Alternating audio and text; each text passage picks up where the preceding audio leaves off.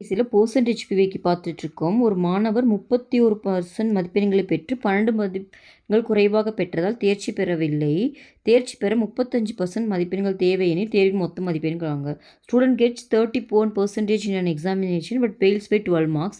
Pass percentage is 35%. Find the maximum marksன்னு கேட்டிருக்காங்க. So maximum எதுவுமே தெரியாதானே எக்ஸ்ன்னு வைப்போம். மேக்ஸிமம் மார்க்கை நான் எக்ஸ்ன்னு எடுத்துக்கிறேன். சரிங்களா? மேக்ஸிமம் மார்க் நம்ம என்னென்னு எடுத்துக்கிறோம், எக்ஸ்ன்னு எடுத்துக்கிறோம். ஓகேவா? அதில் வந்து பார்த்திங்கன்னா இவங்க என்ன கொடுத்துருக்காங்கன்னா, அந்த ஸ்டூடெண்ட் வந்து எவ்வளோ வாங்கியிருக்காங்கன்னா 31%. ஓகேவா? 31% எக்ஸில் வாங்கியிருக்காங்க. இருந்தாலும் அவங்க ஃபெயில் ஆகிட்டாங்க. இன்னும் எத்தனை மார்க் வாங்கியிருந்தால் அவங்க பாஸ் ஆகிருப்பாங்கன்னு பார்த்தீங்கன்னா, ஒரு 12 மார்க் வாங்கியிருந்தால் பாஸ் ஆகிருப்பாங்க.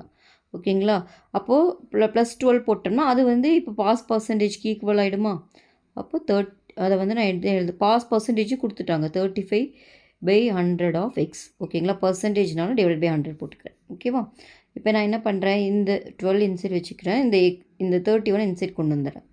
35x/100 31x/100. ஓகேவா? 35ல் 31 போச்சுன்னா உங்களுக்கு எவ்வளோ வரும்? 4ன்னு வரும். 4x/100.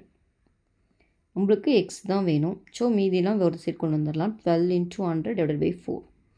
கேன்சல் பண்ணுங்கள். இது 1 டைம், இது 3 டைம். அப்போ என்ன வரும்? X is equal to 300. So 300 தான் இந்த சம்மோட ஆன்சர். ஓகேவா? தேங்க்யூ.